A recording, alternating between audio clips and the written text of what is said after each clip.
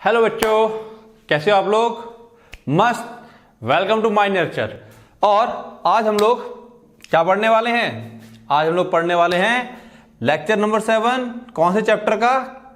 Chapter number 7, जो कि class 12 chemistry का है, यानी कि हमारा पी ब्लॉक, यानी कि हमारी इनऑर्गेनिक केमिस्ट्री। यानी कि उस इनऑर्गेनिक केमिस्ट्री में हम लोग क्या पढ़ने जा रहे हैं? आज हैलोजन पढ़ने जा रहे हैं। और इनऑर्गेनिक केमिस्ट्री से जैसे बच्चे काफी कतराते भी हैं और डरते भी हैं, तो इसीलिए मैंने इसको एक आसान फॉर्मेट में पूरे लेक्चर्स को अपने, यानी कि पूरी पी ब्लॉक को क्वेश्चन वाइज पैटर्न में तोड़ रखा है। जिन लोगों ने पुराने लेक्चर नहीं देखे हैं वो लोग लेक्चर नंबर 1 से देखना स्टार्ट करें। सारे लेक्चर्स को मैंने एनसीईआरटी के टॉपिक के हिसाब से क्या कर दिया है? क्वेश्चन वाइज ब्रेक कर दिया है। ओके, तो ज्यादा बातें नहीं करेंगे।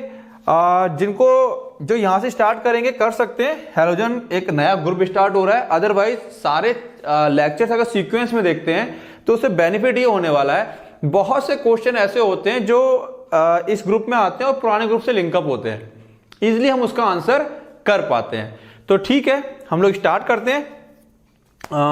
Group 17 halogens. तो चलिए, एनसीईआरटी ले ली? एनसीईआरटी लेके बैठो, ठीक है। और स्टार्ट कर रहे हैं हम लोग ग्रुप नंबर 17।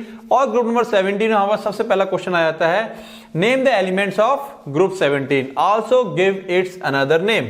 तो हमको ग्रुप 17 के नाम, ग्रुप 17 में कौन कौन से मेंबर्स हैं, तो अगर हम इसके आंसर्स करने की कोशिश करें तो ग्रुप 17 में कौन कौन है? सबसे ऊपर कौन आता है? Fluorine, then chlorine, then bromine, then iodine and then astatine. ठीक है, ये हमारे पास क्या हो जाता है? रेडियोएक्टिव हो जाता है, तो हम लोग इसको स्टडी नहीं करेंगे। ये हमारे पास क्या हो जाता है? रेडियोएक्टिव हो जाता है, तो हम लोग इसको स्टडी नहीं करेंगे। गिव इट्स अनदर नेम, तो दूसरा नाम इस ग्रुप 17 का हर कोई जानता है, हम इनको कहते हैं हैलोजन्स। हम इनको क्या कहते हैं? हम इनको कहते हैं हैलोजन्स। ठीक है ना?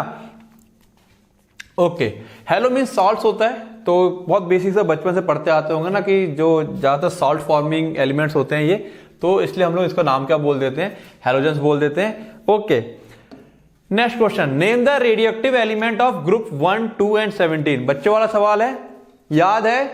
वीडियो पॉज करें, सीक्वेंस याद करें, वीडियो पॉज करें, सीक्वेंस याद करें। ग्रुप नंबर 1, ये एक्चुअली ग्रुप नंबर 1, 2 और 17 के चक्कर में ग्रुप नंबर 1 और 2 भी दोनों कवर करवाने पड़ रहे हैं।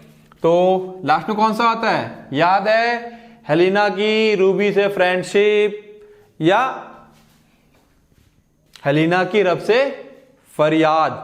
फरियाद, फ्रांसियम, फरियाद है ना? हेलिना, hydrogen, lithium, sodium, rubidium, caesium, francium.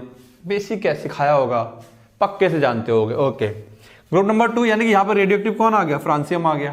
Then बेटा मांगे कार स्कूटर, बाप राजी। ओके, रेडियम आ गया यहां पे हमारे पास। क्या आ गया यहां पे हमारे पास? रेडियम। क्या ये सीक्वेंस तुम लोगों को याद है? क्या ये सीक्वेंस तुम लोगों को याद है? नहीं याद है तो बहुत ही खराब बात है, क्योंकि ये सीक्वेंस याद होना चाहिए था। क्लास 11 से ही सीक्वेंस याद करना सिखा दिया जाता है। ओके, 17 का भी हमने देख ही लिया। लास्ट में क्या था हमारे पास? एस्टाटीन था। तो ये हमारे पास क्या है? रेडियोएक्टिव एलिमेंट है ग्रुप 1, 2 और 17 के। Next, match the following. Column 1 में, अच्छा हाँ, यहां पर कुछ ना, अच्छा फ्लोरोस्पार, ओके, यहां पर एक क्या हो गया है? मिसमैच नहीं दे रखा है, आमने सामने मैच करने की जरूरत नहीं, ऑलरेडी मैच हो रखा है। यहां पे ऑलरेडी क्या हो रखा है? मैच। क्योंकि हमारे जो हैलोजन्स को जब तुम लोग पढ़ना स्टार्ट करोगे तो वहां पर ऑकरेंस एक टॉपिक है, और वहां पर ये कुछ नेमिंग दे रखी है, और उनके क्या दे रखे हैं? फॉर्मूले दे रखे हैं। तो क्योंकि एनसीईआरटी में है, कुछ नेमिंग दे रखी है और उसके क्या दे रखे हैं? फॉर्मूले दे रखे हैं। तो ये हमको जानना ही पड़ेगा, पहचानना ही पड़ेगा और इसे पढ़ना ही पड़ेगा। बहुत टफ नहीं है, थोड़ा सा दिमाग लगाना पड़ेगा। फ्लोरोस्पार, कैल्शियम फ्लोराइड, क्रायोलाइट, ठीक है, Na3Al F6, floor apatite, calcium phosphate, और आगे फिर ये ऐसे याद रख सकते हो, ये CF2 यहां से आ गया। ये याद करने का तरीका बता रहा हूं मैं। फ्लोर एपेटाइट, फ्लोर है ना, फ्लोर स्पार, ये फ्लोर एपेटाइट, आगे एपेटाइट वर्ड और जुड़ गया है तो फ्लोर, फ्लोर से मेरे पास क्या आ जाएगा, कैल्शियम डाइफ्लोराइड आ जाएगा और ये मेरे पास क्वेश्चन इसका आंसर आ जाएगा। कार्नालाइट, कार्नालाइट में याद रख सकते हो कार्ना से KCl और MgCl यानी कि पोटेशियम और मैग्नीशियम का क्लोराइड साल्ट है, पोटेशियम और मैग्नीशियम के क्लोराइड सॉल्ट है। और साथ में क्या है, वाटर का मॉलिक्यूल। पूरा फॉर्मूला याद नहीं भी होता है तो एक माइंड में मोटा मोटा भी अगर याद रखोगे तो जब टिक मार्क वाले या मैचिंग वाले क्वेश्चन आएंगे अगर इस टाइप से आता है तो उसको तुम लोग इजीली कर पाओगे। नेक्स्ट काइल साल्ट पीटर, कुछ लोग चाइल्ड साल्ट पीटर पढ़ते हैं, तो ये क्या है, सोडियम नाइट्रेट होता है हमारे पास। तो ये पार्ट कहीं ना कहीं टोटली लर्निंग था, याद करने वाला था। यहां पर कोई कॉन्सेप्ट नहीं, कोई रीजनिंग नहीं, सिंपल इसको लर्न करना है, याद करना है। Write down the journal electronic configuration of group 17। ये 17 उठ के यहां आ गया है, 17 हम लोग यहां कर देते हैं, ठीक है। ग्रुप 17 जर्नल इलेक्ट्रॉनिक कॉन्फ़िगरेशन मैंने सिखाई थी, ठीक है ना। तो क्या है इसकी, NS2NP5। इसके लास्ट में कितने होते हैं, 5 इलेक्ट्रॉन होते हैं। किसी का भी उठा लो, सबसे पहले फ्लोरीन उठा लेते हैं हम लोग, कितना होता है 9। तो देखो क्या हो जाएगा, 1s2 2s2 2p6 3s2 and 3p। आगे निकल गए हम लोग, आगे निकल गए, रुकना चाहिए था ना, यहां पर काउंटिंग नहीं किया। 2 2 4 और 5, 4 5 9 हो गया। तो 2p5।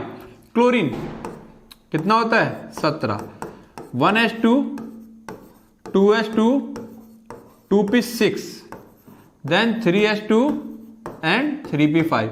इसी तरीके से लास्ट में ये तरीका मैं बता चुका हूं, जिन बच्चों ने लेक्चर नहीं देखा है पहला वाला, वहां पे मैं सिखाया था इसको, ठीक है। Fluorine then chlorine then bromine then iodine then astatine.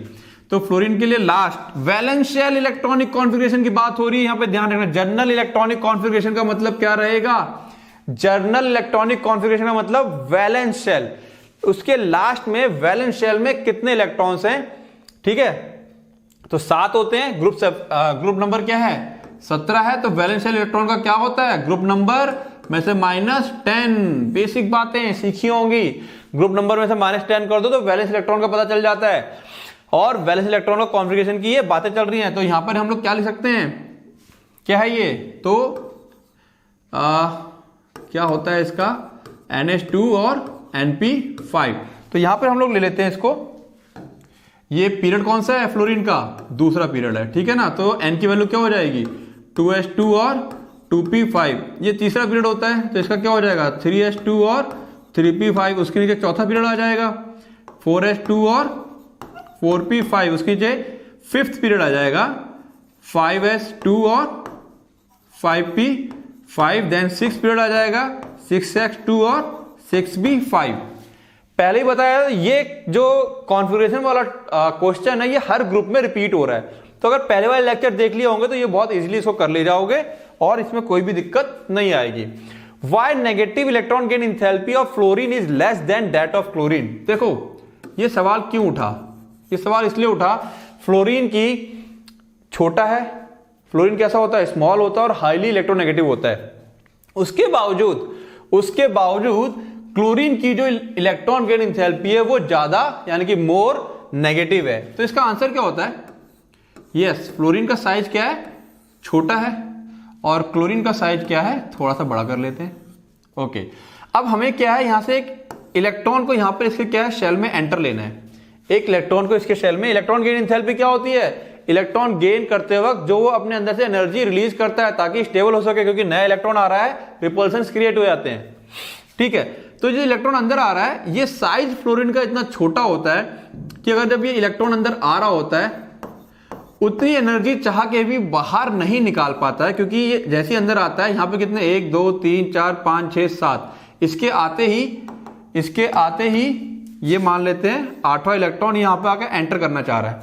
तो ये इतने पास रहते हैं, इतने पास रहते हैं कि रिपल्सन बहुत ज्यादा होता है, अपने आप को उतना ज्यादा स्टेबल नहीं कर पाता है। वहीं फ्लोरीन के पास क्या है, 1 2 3 4 5 6 और 7, और फ्लोरीन जो है 8वें इलेक्ट्रॉन को जब अंदर ले रहा होता है तो वो इजीली आ जाता है साइज बड़ा है, रिपल्सन यहाँ पे कम लगता है और अपने अंदर आपको स्टेबल करने के लिए अपने अंदर से काफी ज्यादा एनर्जी को क्या कर लेता है, रिलीज कर लेता है, जिससे कि क्या होता है, अपने आप को काफी ज्यादा वो स्टेबल कर पाता है। बिकॉज यहाँ पे साइज बड़ा होने की वजह से इंटर इलेक्ट्रॉनिक रिपल्सन, तो आंसर हम लोग लिख सकते हैं inter electronic repulsion is less because of large size than F। बात समझ में आ गई? इसका जो इंटर इलेक्ट्रॉनिक रिपल्सन है वो काफी कम हो जाता है। ओके, नेक्स्ट देखते हैं, Why halogen have maximum electron gain enthalpy in respective period? Period चल रहा है, पीरियड नंबर 1 कोई हेलोजन है नहीं है, पीरियड नंबर 2 एक हेलोजन आता है फ्लोरीन, पीरियड नंबर 3 एक हेलोजन आता है क्लोरीन। तो अपने रेस्पेक्टिव पीरियड में, अगर तुम लोगों को पीरियड टेबल याद आ रही हो, नहीं याद आ रही, मैं याद दिलाने की कोशिश करता हूं। अपने रेस्पेक्टिव पीरियड में, ये आ गया इसका पीरियड, ये इसका पीरियड, अपने रेस्पेक्टिव पीरियड में इनकी इलेक्ट्रॉन गेन एंथैल्पी सबसे ज्यादा होती है। आंसर क्या है? सिंपल सी बात है, क्यों ज्यादा होती है? बिकॉज सिंपल सी बात आ जाएगी, इलेक्ट्रॉन गेन एंथैल्पी ज्यादा होने का क्या क्या रीजन होता है? पहला आंसर होता है स्मॉल साइज। अपने रेस्पेक्टिव पीरियड में इनका साइज क्या होता है? काफी छोटा होता है। और दूसरा क्या है? Small size and high electronegativity.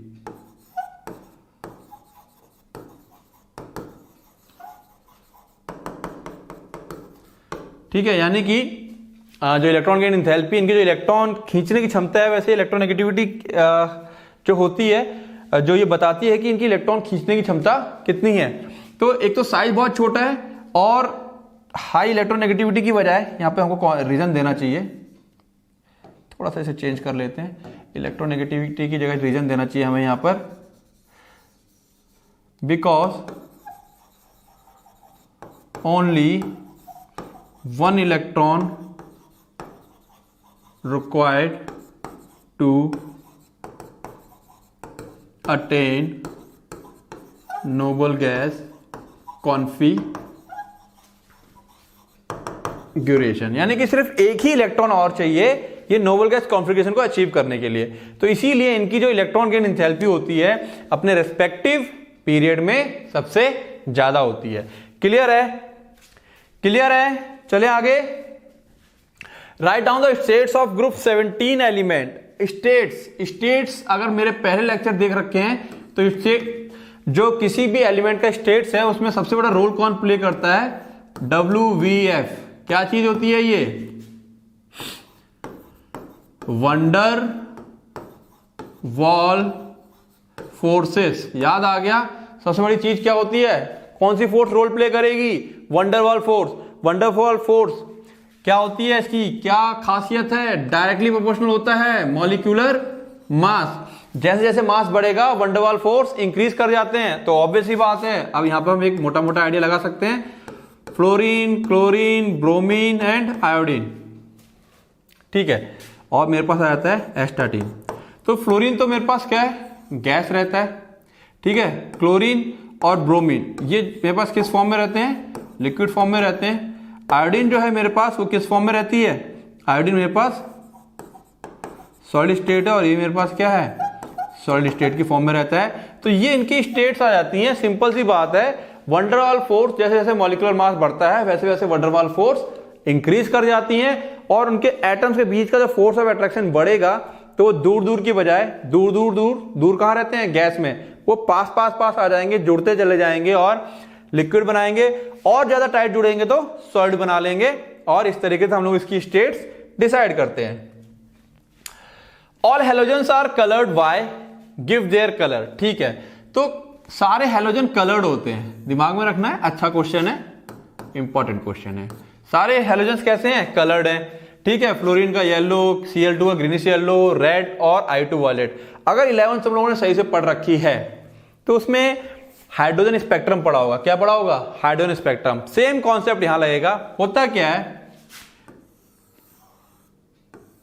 Shell है, एनर्जी पड़ी, ठीक है, E equal to h nu. जिन लोगों ने 11th पढ़ रखी तुरंत याद आएगा, जो यहां पर इलेक्ट्रॉन था, जो यहां पर इलेक्ट्रॉन था, उसने क्या किया, वो अपने से हायर ऑर्बिट में क्या कर गया, जंप कर गया। यहां से जंप कहां कर गया, यहां कर गया।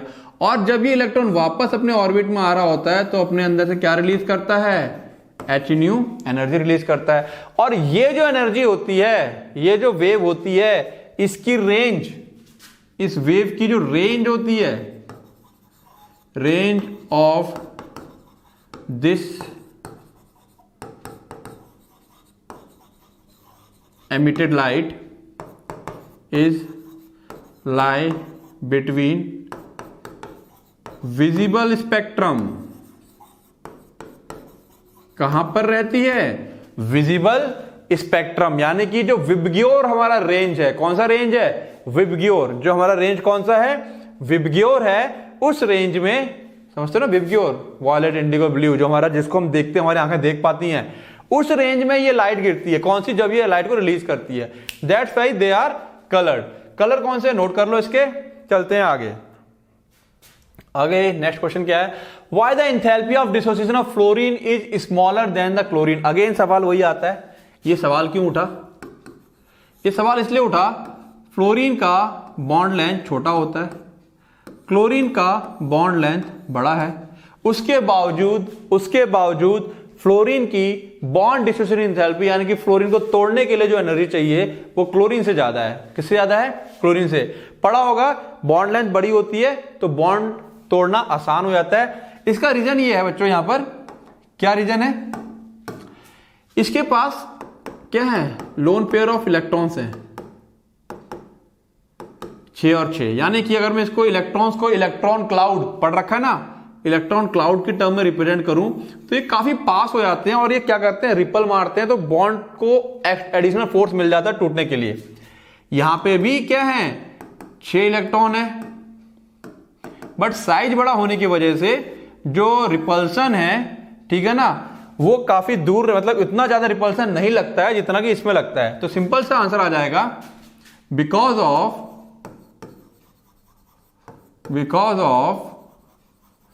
large size of chlorine, the lone pair repulsion is lesser than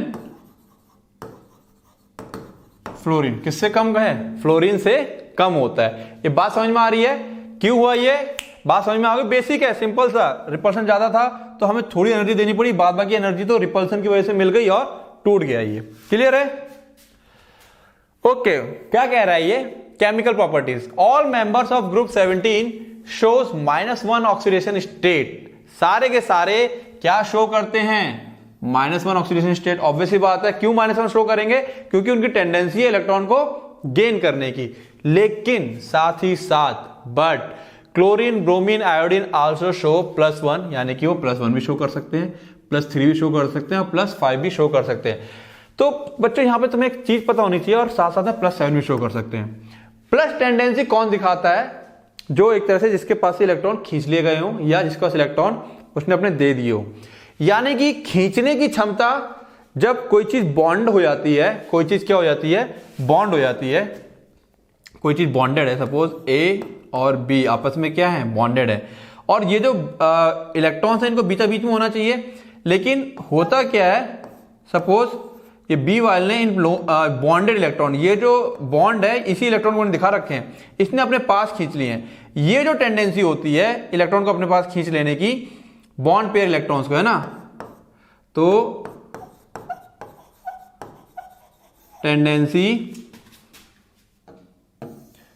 tendency to attract shared paired electron is called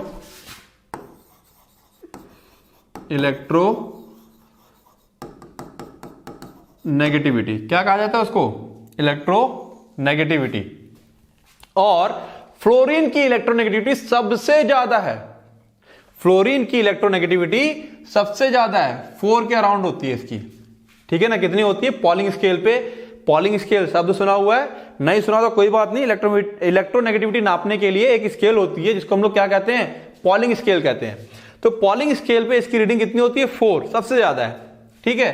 तो क्या बोल रहा है, जब फ्लोरीन किसी के साथ कंपाउंड बनाएगा, इंटर हैलोजन कंपाउंड अभी हम पढ़ेंगे, जब फ्लोरीन क्लोरीन ब्रोमीन आयोडीन के साथ कंपाउंड बनाएगा तो फ्लोरीन इनसे क्या करता है, इस तरह से इलेक्ट्रॉन खींच लेता है, तो इनकी जो ऑक्सीजन स्टेट होती है वो +1 +3 और +5 भी आती है। लेकिन फ्लोरीन से ज्यादा कोई इलेक्ट्रोनेगेटिव है ही नहीं जो फ्लोरीन से क्या करे, इलेक्ट्रॉन्स को खींचे। That's why fluorine never shows plus oxidation state, ठीक है ना। फ्लोरीन इसलिए कभी भी प्लस ऑक्सीडेशन स्टेट नहीं शो करता है। तो क्या लिखा हुआ है, fluorine atom has no d orbital therefore can not expand its octet. अच्छा, एक रीजन ये भी है, इसके पास डी ऑर्बिटल्स नहीं होते हैं, therefore can not expand its octet, अपने ऑक्टेट को एक्सपेंड नहीं कर सकता है। बीइंग द मोस्ट इलेक्ट्रोनेगेटिव, ये देखो ये आया, being the most electronegative it exhibit only -1 oxidation state, ठीक है ना। तो ये 2 रीजन है, ये दोनों रीजन मैंने क्यों लिख दिए, एक तो इलेक्ट्रोनेगेटिव वाला तो बड़ा कॉमन सा है, वो जो ऑक्टेट एक्सपेंड करने वाला है एनसीईआरटी में दे रखा है, और अगर इस बार ऑब्जेक्टिव में जब क्वेश्चन आएंगे हो सकता है क्वेश्चन सेम आ जाए, 2 रीजन दे रखे हो, एक ऊपर वाला फिर एक इलेक्ट्रोनेगेटिव वाला, सी ऑप्शन में दे दिया हो बोथ एंड बी और डी दे दिया हो नन। तो जिसने इलेक्ट्रोनेगेटिव वाला पढ़ रखा वो तो फटाक से लगा दे, लेकिन जिसने दोनों पढ़ रखे हैं वो सी लगाएगा और वही ऑप्शन क्या होगा, सही होगा। इसीलिए हमें हर एक ऑप्शन मतलब हर एक रीजन को समझना यहां पर क्या है, जरूरी है। बात समझ में आ रही है, एनसीईआरटी लेके बैठे फिर बता रहा हूं मैं, NCERT. Next, why chlorine bromine iodine show higher oxidation state with fluorine and oxygen. Obvious सी बात है, फ्लोरीन देखो यहां मैंने साफ साफ बता दिया, फ्लोरीन का ऑक्सीजन स्टेट और इलेक्ट्रोनेगेटिविटी कितनी है, 4 है, ऑक्सीजन की 3.5।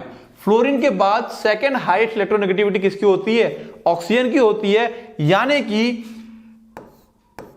FCl या O और Cl के बीच में अगर बॉन्ड बनता है तो ऑब्वियस ही बात है ये गलत है, जो मोर इलेक्ट्रोनेगेटिव होगा, इसको भी हटाते हैं यहां से।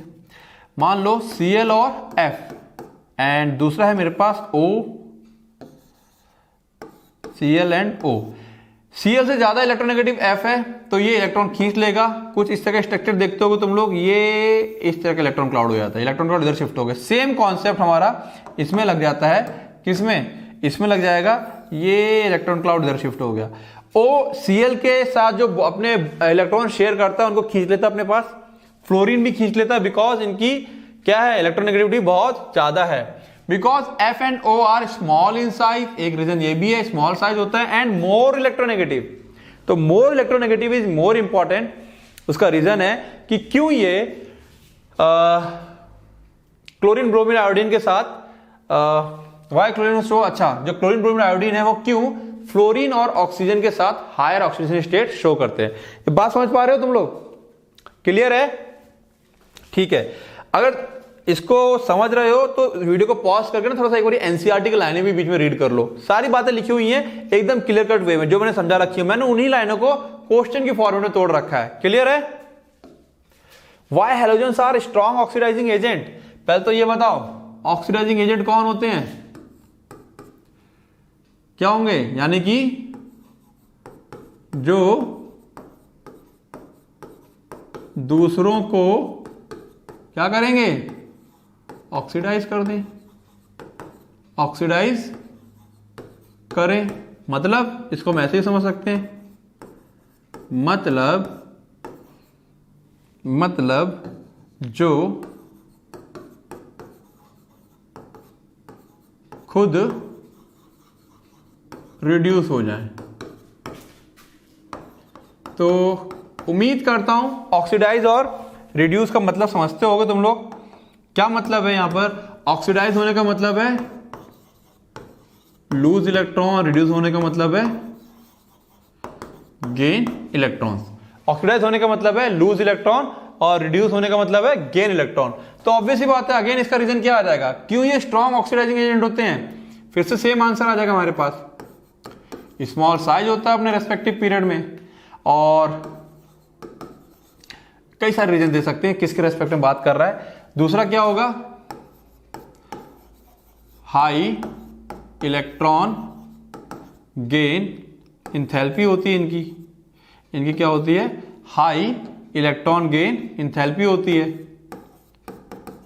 तो यानी कि इनकी इलेक्ट्रॉन छीनने की टेंडेंसी बहुत ज्यादा है, इसीलिए दूसरे से क्या करते हैं, फटाक से इलेक्ट्रॉन छीन लेते हैं, तो ये दूसरे को क्या कर रहे हैं, ऑक्सीडाइज कर रहे हैं। सिंपल सी बात है, कोई चीज आ गई है, थोड़ा सा अलग वे में अलग तरीके से क्वेश्चन पूछ लिया गया है। आगे चलते हैं। A halogen oxidises halides ion of higher atomic number y।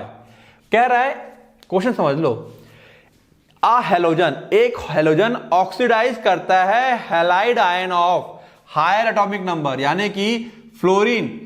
ये जो X है, ये X देखो यहां पे दिखा रखा है, ये जो X है, X की वैल्यू कौन कौन है, क्लोरीन, ब्रोमीन और आयोडीन। इनके एटॉमिक नंबर ज्यादा हैं किससे, फ्लोरीन से। तो इसका रीजन क्या आ जाएगा, मैंने अभी बताया था, fluorine is the most electronegative element. तो ये क्या करता है, और सबसे ज्यादा क्या हो जाएगा, हाईली ऑक्सीडाइजिंग। ये यहां से इलेक्ट्रॉन छीन लेगा, और देखो ये -1 था यहां पर, और यहां पर ये क्या हो गया, 0 हो गया। तो ऑब्वियसली बात है, फ्लोरीन के बाद क्लोरीन है, तो क्लोरीन, जो क्लोरीन है वो ब्रोमीन से छीन लेगा, आयोडीन से छीन लेगा। ब्रोमीन किससे छीन सकता है, आयोडीन से छीन सकता है। तो नीचे नीचे जाते जा रहे हैं, तो इलेक्ट्रोनेगेटिविटी है वो क्या होती जा रही है, धीरे धीरे कम होती जा रही है। तो Cl2 जिस X से छीनेगा, वो X की वैल्यू क्या है मेरे पास, ब्रोमीन और आयोडीन। और ब्रोमीन किससे छीन लेगा, आयोडीन से छीन सकता है सिर्फ, ना क्लोरीन से ना ब्रोमीन से। तो ये यहां पर क्वेश्चन आ सकता है, मान लो इतना फॉर्मूला, क्वेश्चन क्या आएगा तो पता होना चाहिए कौन किसको क्या करेगा, ऑक्सीडाइज कर सकता है। तो मान लो ये रिएक्शन आ गई, इतनी रिएक्शन तुम्हारे पास आ गई। देखो क्वेश्चन कैसे आएगा मैं वो बता रहा हूं। और तुम्हारे पास 4 ऑप्शन होंगे, उसमें पहला ऑप्शन होगा X may be Cl, X may be ClBr, B option, X may be ClBrI तीसरा ऑप्शन, और चौथा ऑप्शन होगा नन। तो हमको पता होना चाहिए फ्लोरीन इन तीनों को ऑक्सीडाइज कर सकता है। रीजन समझ में आ गया, ठीक है ना। साइज काफी छोटा होता है और हाईली इलेक्ट्रोनेगेटिव है। फिर क्वेश्चन क्या है हमारे पास, explain the descending oxidising ability of halogens. अच्छा, इन एक्वस सॉल्यूशन, देखो यहां पर एक बात आ गई है किसकी, एक्वस सॉल्यूशन की, down the group on the basis of electrode potential. अभी क्या है कि एक चैप्टर है जो इस बार कोर्स में नहीं है, दैट इज इलेक्ट्रोकेमिस्ट्री। अगर वो इस बार कोर्स में होता तो ये वाला सवाल तुम लोगों के लिए हो जाता हलवा। तो फिलहाल हलवा नहीं है अभी, क्योंकि जिन बच्चों ने नहीं पढ़ रखा या 11 में थोड़ा बहुत जानते हैं, तो फिलहाल इतनी बात समझ लो, ये जो E0 है, what is this, this is E0, ठीक है ना। ये क्या है मेरे पास, E0 है, this is the standard reduction potential. क्या है ये, स्टैंडर्ड रिडक्शन पोटेंशियल, यानी कि रिड्यूस होने की क्षमता, रिड्यूस होने की क्षमता। तो सबसे ज्यादा किसकी है, 2.87, सबसे ज्यादा फ्लोरीन की है ना, इसकी रिड्यूस होने की क्षमता सबसे ज्यादा, यानी कि ऑक्सीडाइज करने की क्षमता भी सबसे ज्यादा होगी, ठीक है ना। क्लोरीन की 1.36। तो सीधा ध्यान रखना, स्टैंडर्ड रिडक्शन पोटेंशियल जिसका ज्यादा, ठीक है ना, उसकी ऑक्सीडाइज करने की क्षमता उतनी ज्यादा।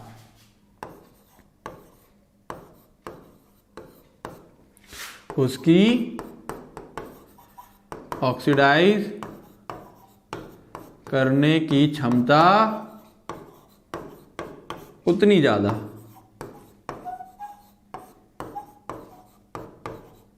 ठीक है, फिलहाल इसको इतना याद कर लेना, जिनको इसके बारे में कुछ नहीं पता E0 के बारे में, वो 3rd चैप्टर में इसको समझेंगे। फिलहाल वो लोग इसको इतना याद रखें। क्लियर है। E0 की वैल्यू कभी आ जाती है, मान लो वो तुमको कभी ऐसे क्वेश्चन दे दे कि मेरे पास 4 वो दे दे, अब एक ही जगह FClBr की जगह वो क्या बोलेगा, हमारे पास 4 एलिमेंट है A, B, C और D, ऐसे क्वेश्चन देके फंसा देगा। और इनकी क्या दे देगा, E0 दे देगा। अब वो बोलेगा बताओ कौन किसको रिड्यूस या ऑक्सीडाइज कर सकता है, कौन किसको रिड्यूस या ऑक्सीडाइज कर सकता है। जिसकी ऑक्सीडाइज करने की क्षमता सबसे ज्यादा, उसकी रिड्यूस होने की क्षमता सबसे ज्यादा। बात समझ में आ रही है, क्लियर है। Okay, write down the reaction of halogen with water and explain their behaviour. देखो हेलोजन वाटर के साथ कैसे बिहेव कर रहा है, मतलब रिएक्ट करता है तो क्या करता है, तो थोड़ा सा समझते हैं क्या बोल रहा है। वाटर के साथ हम लोग एक तो इसका ऑक्सीडाइजिंग बिहेवियर को एक्सप्लेन कर सकते हैं। किसको एक्सप्लेन कर सकते हैं? ऑक्सीडाइजिंग बिहेवियर को। तो वाटर के साथ हम लोग इसके ऑक्सीडाइजिंग बिहेवियर को एक्सप्लेन कर सकते हैं। Can also be explain by reaction with water. Iodine reaction with water is non spontaneous. अच्छा, वाटर के साथ कौन रिएक्ट नहीं करता है? आयोडीन रिएक्ट नहीं करेगा। वाटर के साथ आयोडीन रिएक्ट नहीं करेगा। भाई आयोडीन तो हम भी खाते हैं ना, पानी के साथ रिएक्ट कर जाएगा तो कैसे काम चलेगा? बात समझ में आ रही है? ठीक है, तो देखो होता क्या है, F2 जब H2 से रिएक्ट करता है तो ये क्या करवा दे रहा है? ये क्या करवा दे रहा है? देखो जरा, यहां पर ऑक्सीजन का ऑक्सीडेशन नंबर कितना है? -2, और यहां पर कितना है? 0। इसने क्या कर दिया? ऑक्सीजन को ऑक्सीडाइज कर दिया। यानी सीधी बात है, H2O में से ऑक्सीजन को निकाल के बाहर फेंक देगा और H अलग कर लेगा। और चाहो तो हम लोग इसको, क्योंकि HF स्ट्रॉन्ग इलेक्ट्रोलाइट होता है, हम लोग इसको साथ में भी लिख के दिखा सकते हैं ना। इसको हम लोग साथ में इस तरीके से HF लिखा हुआ दिखा सकते हैं, कोई दिक्कत नहीं है। बट ये स्ट्रॉन्ग इलेक्ट्रोलाइट होता है तो ब्रेक कर जाता है एक्वस में, H+ और F- की फॉर्म में पड़ा रहता है। ठीक है, तो H2 H2O ये लिक्विड है, HX HOX, ठीक है ना। वेयर X, अच्छा हाँ, जब यहां पर क्लोरीन और ब्रोमीन होंगे तो ये थोड़ा सा कुछ अलग तरीके से बिहेव करते हैं। ये यहां पर क्या बना रहे हैं? HOCl बनाएंगे या HOBr। इसको हम लोग क्या कहते हैं? हाइपो हैलाइड, ठीक है ना। तो ये मेरे पास क्या आ गया? क्लोरीन और ब्रोमीन के साथ थोड़ा सा रिएक्शन हमारे पास क्या है? अलग है, इसको ध्यान रखना। यहां पर ये ऑक्सीजन को क्या नहीं कर पा रहे हैं, ठीक है। तो यहां पर ऑक्सीजन को ये यहां पर कितना है? -2। Iodine ion can be oxidised by oxygen in acidic medium. Iodide ion, अब आयोडाइड आयन पीछे हमने देखा था, क्या कहा था कि iodine reaction with water is non spontaneous. तो आयोडीन की रिएक्शन का थोड़ा सा जिक्र कर रखा है एनसीईआरटी में। वो क्या कह रहा है? जो आयोडाइड आयन है वो ऑक्सीडाइज बाय ऑक्सीजन, ऑक्सीजन के द्वारा ऑक्सीडाइज हो जाता है, बट किसमें होता है? एसिडिक मीडियम में। किसमें होता है? एसिडिक मीडियम में। ओके, कैसे होता है? एसिडिक मीडियम में। ओके, तो यहां पर ये एक स्टेटमेंट, मैंने यहां पे स्टेटमेंट लिख दिया। कहने का मतलब क्या है? एक स्टेटमेंट तुम्हारे पास एग्जाम में आ जाएगी, iodide ion can be oxidised by oxygen in acidic medium, true false, या रीजन आ जाएगा इसका। ठीक है, ये एक स्टेटमेंट होगी, दूसरी कोई स्टेटमेंट आ जाएगी एसर्शन और रीजन वाली। तो क्यों ऐसा होता है? क्योंकि ऑक्सीजन क्या है? मोर इलेक्ट्रोनेगेटिव है, तो एसिडिक मीडियम में इसको क्या कर दे रहा है? ऑक्सीडाइज कर दे रहा है। क्या कर दे रहा है? ऑक्सीडाइज। तो ध्यान रखना, ये H किसका है? ये फ्रॉम एसिड से। कहां से ये H आया है? एसिड से H आया है। किससे H आया है? ये एसिड से H आया है। क्लियर है? Next, why fluorine show anomalous behaviour. अब ये तो सवाल हर किसी में आया है। स्मॉल साइज, इलेक्ट्रोनेगेटिविटी ज्यादा होती है, और एब्सेंस ऑफ डी ऑर्बिटल लिख दो, एब्सेंस ऑफ डी ऑर्बिटल। ये सारे इसके क्या आ जाएंगे? आंसर आ जाएंगे। Why hydrogen fluoride is liquid while other hydrogen halides are gases. Important question again. क्यों इंपॉर्टेंट है? आओ देखते हैं। अब वो कह रहा है HF, HCl, HBr and HI। तो इसमें वो कह रहा है ये तीनों तो भाई लिक्विड है, ये तीनों क्या है? लिक्विड है। बट ये मेरे पास उल्टा हो गया क्या? हाँ, ये मेरे पास क्या है? गैस है। ये मेरे पास क्या है? गैस है, बट ये क्या है? लिक्विड है। ये मेरे पास क्या है? लिक्विड है। अगेन यहां पर तुम्हें एक चीज याद दिलाऊं मैं, लिक्विड होने की इसके पीछे वजह क्या है? Because fluorine form hydrogen bond, ठीक है ना। फ्लोरीन फॉर्म हाइड्रोजन बॉन्ड, और जो हाइड्रोजन बॉन्ड की स्ट्रेंथ होती है वंडरवाल फोर्स से कई गुना ज्यादा होती है। इसीलिए एक HF मॉलिक्यूल एक दूसरे HF मॉलिक्यूल के H से, ये HF इस तरीके से, ये देख रहे हो यहां पर, ये जो यहां पर बन रहा है ये, दिस इज हाइड्रोजन बॉन्ड, और इसकी वजह से सारे HF मॉलिक्यूल आपस में जुड़ते हुए चले जाते हैं और वो लिक्विड फॉर्म में आ जाते हैं। स्ट्रेंथ काफी मजबूत, मतलब इनकी बीच की बॉन्डिंग काफी स्ट्रांग हो जाती है। बट वहीं पर जो HCl, HBr, HI है, यहां पर सिर्फ और सिर्फ क्या मौजूद है, वंडरवाल फोर्सेस मौजूद है। वो इतनी स्ट्रांग नहीं है कि इनको बांध ले गैसेस पार्टिकल को और लिक्विड फॉर्म में लेके आ जाए। क्लियर है बातें? Next, tendency to form hydrogen halide decreases down the group Y and their acidic strength increases down the group Y। बहुत ही बेसिक सा सवाल, पहले भी डिस्कस कर चुके हैं हम लोग। हाइड्राइड्स, ये सवाल कहां से आ गया, हाइड्राइड से। अब देखो HF, HCl, HBr और HI। अब नीचे नीचे जाते जाते हैं तो डाउन द ग्रुप जो बॉन्ड डिसोसिएशन इंथैल्पी होती है, बॉन्ड डिसोसिएशन इंथैल्पी जो होती है वो क्या करती है, डिक्रीजेस। क्या कर रही है, डिक्रीजेस डाउन द ग्रुप। तो इसी वजह से जब बॉन्ड डिसोसिएशन इंथैल्पी डिक्रीज कर रही है तो HF काफी स्ट्रांग है, फिर HCl और वीक, HBr और वीक, HI और भी ज्यादा वीक। तो HI जितना ज्यादा वीक हो जाएगा तो यहां से H उतना इजीली निकलेगा। H जितना इजीली निकलेगा एसिडिक स्ट्रेंथ बढ़ जाएगी। एसिडिक स्ट्रेंथ क्या होती है, अपने अंदर से H को निकालना। H मतलब यहां से क्या निकलना स्टार्ट हो जाएगा, H+ निकलना स्टार्ट हो जाएगा। और क्योंकि बॉन्ड डिसोसिएशन इंथैल्पी डिक्रीज करती जा रही है, इसीलिए कहा है उसने tendency to form hydrogen halide decreases down the group. बनाता भी है तो वो थोड़ी सी हीट मिलती है, टूट जाता है, तो वो टेंडेंसी डिक्रीज कर रही है। और टूटता है H+ निकालता है, अगर मेरे पास मौजूद है HI तो खटाक से टूटेगा, उसके अंदर से H बहुत जल्दी निकलेगा, तो वो क्या हो जाएगा, हाईली एसिडिक हो जाएगा। बात समझ में आ रही है, हाईली एसिडिक हो जाएगा। ओके, अब हमारे पास सवाल है रिएक्टिविटी टुवर्ड्स ऑक्सीजन। एनसीईआरटी में हेडिंग दे रखी है रिएक्टिविटी टुवर्ड्स ऑक्सीजन, मिल गया एनसीईआरटी में, ठीक है ना। ठीक है, वीडियो पॉज करके एक बार इसको रीड कर लो, फिर यहां पे क्वेश्चन है उसके आंसर देने की कोशिश करना। How plutonium is removed from spent nuclear fuel. Spent मतलब जो खर्च हो गया, न्यूक्लियर फ्यूल जो हम लोगों ने इस्तेमाल कर लिया है, ठीक है। अब उसमें जो बचा कुचा उसका जो लास्ट का बचा हुआ पार्ट है, हमको जो प्लूटोनियम है, प्लूटोनियम इस्तेमाल होता है न्यूक्लियर रिएक्टर में, प्लूटोनियम को हमने इस्तेमाल कर लिया, उसमें जो उसके बचा हुआ पार्ट है वहां से हम उस न्यूक्लियर फ्यूल में से उसको निकाल के अलग करना चाह रहे हैं और हटाना चाह रहे हैं। तो देखो होता क्या है, ये जो O2F2 होता है हमारे पास, ये ऑक्सीडाइज कर देता है प्लूटोनियम को PuF6 में, प्लूटोनियम हेक्साफ्लोराइड में। And this reaction is used, यही रिएक्शन यूज होती है removing plutonium as PuF6 from spent nuclear fuel. O2F2 को हम लोग डालते हैं, वो उसमें क्या बना लेता है, PuF6 बना लेता है। इस PuF6 को फिर हम लोग अलग कर लेते हैं और सारा का सारा प्लूटोनियम है वो फ्लोराइड की फॉर्म में निकल करके अलग आ जाता है और हम लोग उसको वहां से क्या कर पाते हैं, रिमूव कर पाते हैं। बात समझ में आ रही है, ठीक है। न्यूक्लियर रिएक्टर पता है ना, नहीं पता होगा कुछ लोगों को, बैठे होंगे कुछ लोग, न्यूक्लियर रिएक्टर क्या होता है देख लो। YOF2 is stable but O2F2 not. अब देखो जो OF2 और O2F2 है ना, यहाँ पे एक रीजन दे रखा है। क्लास 11th में जिसने H2O2 पढ़ रखा है, क्लास 11th में जिसने क्या पढ़ रखा है, H2O2 कैसा स्ट्रक्चर होता है, याद आया, ओपन बुक टाइप का स्ट्रक्चर, ठीक है। यहां पर क्या है, this is the peroxide linkage.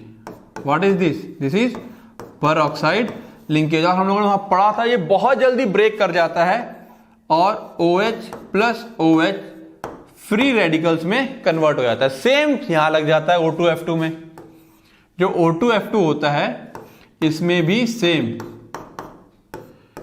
ये क्या है यहां पर, again what is this, this is peroxide linkage, this is peroxide linkage. अब ये क्या करता है, यहां से फटाक से टूट जाएगा, अगेन क्या बन जाएगा, फ्री रेडिकल। बहुत जल्दी ब्रेक कर जाता है परऑक्साइड लिंकेज, ठीक है ना। बहुत जल्दी क्या करते हैं, हीट या एनर्जी लेकर के ब्रेक कर जाते हैं और फ्री रेडिकल में कन्वर्ट हो जाता है। तो सिंपल सा इसका आंसर है, थोड़ा सा याद कर लेना है। देखो इनऑर्गेनिक है, बच्चों को टफ लगती है तो पढ़ना तो एनसीईआरटी से ही है, उसमें सारे पॉइंट्स दे रखे हैं। अब उसको थोड़ा क्वेश्चन के फॉर्मेट में अगर पढ़ोगे तो बहुत जल्दी और बहुत आसानी से चीजें याद होती हैं, इसीलिए मैंने क्या किया हुआ है, क्वेश्चन की फॉर्मेट में तोड़ा हुआ है। चलो देखते हैं what is the order of stability of oxides of halogen. Oxides of halogen, ये थोड़ा सा क्या है, या तो इसको डायरेक्ट याद कर लो, बट रीजन जानना भी हमको जरूरी है। रीजन क्यों जानना है, रीजन असर्शन के क्वेश्चन आ गए, रीजन असर्शन के क्वेश्चन आएंगे तो आंसर कहां से करोगे, बात समझ में आ रही है। रीजन असर्शन, ठीक है, रीजन असर्शन है ना, जब पहले एम्स के पेपर हुआ करते थे तब कभी नहीं पूछेगा, एम्स खत्म हो गया तो रीजन असर्शन के क्वेश्चन आ रहे हैं। चलो अच्छी बात है। What is the order of stability of oxides of halogen. Chlorine, chlorine का ऑक्साइड्स क्या होंगे, है ना, Cl2O2 होते हैं, या फिर अभी हमने देखा O2F2 है या OF2 है, ऑक्सीजन डाइफ्लोराइड था। तो इस तरह के जो उनके ऑक्साइड्स हैं उनकी अगर हम लोग क्या बात करें, स्टेबिलिटी की बात करें, तो क्या देखने को मिलता है, सबसे ज्यादा स्टेबल होते हैं ऑक्साइड्स आयोडीन के, फिर क्लोरीन के, फिर ब्रोमीन के, एंड देन फ्लोरीन के। पूरा ट्रेंड बदला हुआ है, कोई सीक्वेंस नहीं है। तो ऐसा क्यों होता है और देखते हैं। आयोडीन और oxygen bond is stable due to greater polarity of the bond. तो पोलैरिटी सबसे ज्यादा इंपॉर्टेंस है, जहां पोलैरिटी ज्यादा, ठीक है। अब देखो पोलैरिटी ज्यादा होने की वजह से मोर इज द पोलैरिटी, तो मोर कोवलेंट कैरेक्टर, जितने ज्यादा कोवलेंट कैरेक्टर तो कोवलेंट बॉन्ड की तरह वो शो होने लगता है। बट फिर क्या कह रहा है, ठीक है, यानी कि यहां पे पोलैरिटी की वजह से यहां पर क्या आ रहा है, कोवलेंट कैरेक्टर्स काफी ज्यादा स्ट्रांग हो रहे हैं। Then chlorine oxygen bond are stable due to multiple bond formation involving d orbitals of chlorine. यहां पर मल्टीपल बॉन्ड तो बन रहे हैं, ठीक है, जो मल्टीपल बॉन्ड्स बन रहे हैं, ठीक है, इसकी वजह से क्या है, वो ब्रोमीन से ज्यादा स्टेबल है। बट ये जो मल्टीपल बॉन्ड बनते हैं ये इस पोलैरिटी से थोड़े से कहीं ना कहीं वीक रहते हैं, जिसकी वजह से क्या होता है, इनका सीक्वेंस इसके बाद आ जाता है। ब्रोमीन लैक, ब्रोमीन के पास ये दोनों ही कैरेक्टर्स नहीं है, फ्लोरीन की तो बात ही छोड़ दो फिर आगे, ठीक है ना। तो ब्रोमीन के पास ये दोनों कैरेक्टर नहीं होते हैं, एंड देन फ्लोरीन की तो बात ही छोड़ दो। तो चाहो तो रीजन याद रखो, अदरवाइज ऑक्साइड्स की स्टेबिलिटी, फिर कह रहा हूं मैं, stability of oxides of halogen, oxides of halogen, ठीक है ना, iodine, chlorine, bromine and fluorine. Clear है। Next question, name the oxides of chlorine used as bleaching agent. अब ये तुम्हें याद कर लेना है, इसमें कुछ नहीं है, इसके यूजेस में से कोई ये क्वेश्चन उठा हुआ है, तो इसको हम लोग क्या बोलते हैं, क्लोरीन डाइऑक्साइड। क्या है ये, क्लोरीन डाइऑक्साइड, जो कि एज अ ब्लीचिंग एजेंट इस्तेमाल हो रहा है। कैसे इस्तेमाल हो रहा है, bleaching agent. Name the oxides of nitrogen used in estimation of carbon monoxide. तो उसका आंसर है iodine pentoxide I2O5, iodine pentoxide I2O5। Clear है बात।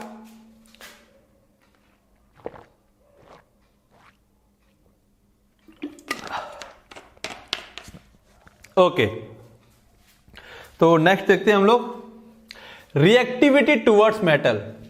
अब हम लोग क्या देखेंगे कि ये लोग जब मेटल से रिएक्ट कर रहे हैं तो क्या हो रहा है। तो आप देखते हैं, arrange the following metal halides in decreasing order of ionic character. तो सिंपल है, यहां पर आयनिक कैरेक्टर का कॉन्सेप्ट पढ़ चुके हैं हम लोग। क्या हो जाएगा, NaF सबसे ज्यादा, देन NaCl, देन NaBr, और उसके बाद NaI। क्लियर है। ये मेरे पास क्या रहता है, आयनिक कैरेक्टर। सिंपल सा कॉन्सेप्ट है, जो सबसे ज्यादा मेटेलिक हो और जो नॉन मेटेलिक हो उनके बीच में बॉन्ड बनता है तो सबसे ज्यादा कैसा होता है, आयनिक होता है। तो ये मेटेलिक है, कहीं ना कहीं आयोडीन नीचे जा रहा है, ठीक है, नीचे आते आते आते उसके अंदर जो उसकी नॉन मेटेलिक कैरेक्टर्स हैं वो कहीं ना कहीं कम होने लगते हैं। तो सबसे आगे NaF, then NaCl, then NaBr, then NaI। Clear है, एनसीईआरटी में है ये। Which one is more ionic, SnCl4, SnCl2, ये क्या सवाल है, विच वन इज मोर आयनिक। तो देखो बच्चों सवाल ये है, आयनिक का अगेन यहाँ पे भी कॉन्सेप्ट दो तीन तरीके देखे जाते हैं। तो यहाँ पर कहीं ना कहीं हमारे पास क्या लग जाता है, एक तरह से ऑक्सीडेशन स्टेट से भी हम लोग जज करते हैं। क्या करते हैं? देखो बच्चों, पी ब्लॉक इसीलिए ना, पी ब्लॉक बच्चों को इसीलिए टफ लगता है और ये लास्ट मोमेंट में पढ़ने वाली चीज नहीं है, ठीक है ना। तो क्वेश्चन पर डे लगाने हैं हमको। ऑक्सीडेशन स्टेट, अगर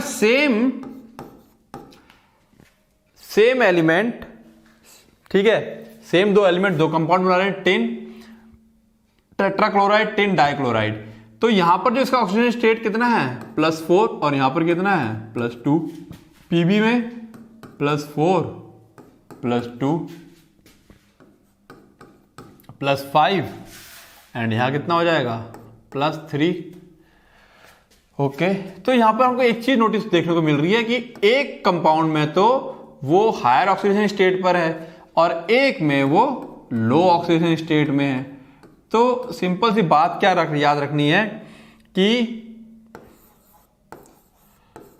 compound which are in high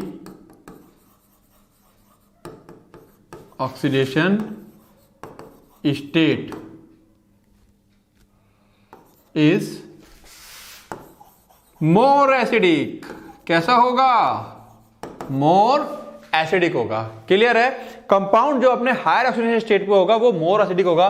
बच्चों देखो, मैं फिर बता दे रहा हूं, ये सब बातें जो है ना एकदम तुम लोगों को अटपटी सी लग रही होंगी, ये सब टोटल चीजें, टोटल कॉन्सेप्ट ना, डिटेल वाला कॉन्सेप्ट 11th का है। फिर बता दे रहा हूं मैं, डिटेल वाला कॉन्सेप्ट 11th का है। अब यहां पर क्या, बच्चा पी ब्लॉक पढ़ने बैठ जाता है, हर एक पॉइंट पे नया सवाल, नया रीजन, बच्चा पगला जाता है ना। कुछ लोग तो बाल नोचते हैं अपने, क्या करें क्या करें क्या करें, हर चीज में नया मिल रहा है, करना पड़ेगा।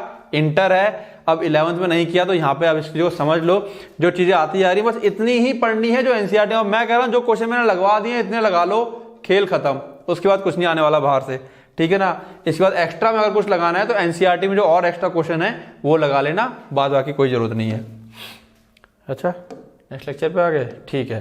तो नेक्स्ट लेक्चर है हमारे पास chlorine, hydrogen chloride, oxo acids of halogen, interhalogen compounds, ये सब बातें करेंगे हम नेक्स्ट लेक्चर में। और उम्मीद है नेक्स्ट लेक्चर में हमारे पास जो हैलोजन फैमिली है वो भी क्या हो जाएगी, फिनिश हो जाएगी। तो मैं फिर कह रहा हूं बच्चों, देखो पी ब्लॉक को थोड़ा सा पढ़ना क्या है, डिफिकल्ट लगता है। फिर कह रहा हूं, अगर तुम लोग ये मेरे लेक्चर सीक्वेंस में देख रहे हो तो बहुत सारा ट्रेंड समझ में आ रहा होगा। और जिन लोगों ने बच्चों ने 11th बहुत अच्छे से कर रखी हो उनके लिए तो बहुत इजी है, और जिन लोगों ने नहीं कर रखा है 12th में डायरेक्ट कर रहे हैं। फिर कह रहा हूं, कोई टीचर ऐसा नहीं है जो बच्चा इंटर में डायरेक्ट पढ़ रहा है कि पी ब्लॉक में कोई कॉन्सेप्ट बता दे। पी ब्लॉक में कोई कॉन्सेप्ट नहीं होता है, मैं फिर बता दे रहा हूं, ठीक है। हर पॉइंट पे कुछ रीजन नए आते जाते हैं। मैं ये रीजन कैसे बता पा रहा हूं, रिएक्शन तो देखो याद करनी पड़ेगी, जेन्युइन बात बता रहा हूं, रिएक्शन अच्छे लोग भूल जाते हैं रिवाइज नहीं करोगे तो। और रही बात जो रीजन हमको याद है, हमको इसलिए याद है कि हम लोग कई सालों से पढ़ा रहे हैं, और तुम लोग रिवाइज करो बार बार तो तुम लोग को भी अपने आप क्या हो जाएगा, याद हो जाएगा। तो परेशान नहीं होना है कि हर पॉइंट पे नया रीजन निकल के आ रहा है, पढ़ना है, रिवाइज करना है। एक टॉपिक को हर दूसरे दिन फिर 5वें दिन इस तरीके से रिवाइज कर डालो, पूरा का पूरा पी ब्लॉक उड़ा दोगे। क्लियर है? तो क्या करोगे, रिवाइज करोगे, रिवीजन करोगे, क्या करोगे, रिवाइज करोगे और रिवीजन करोगे। Okay, all the best.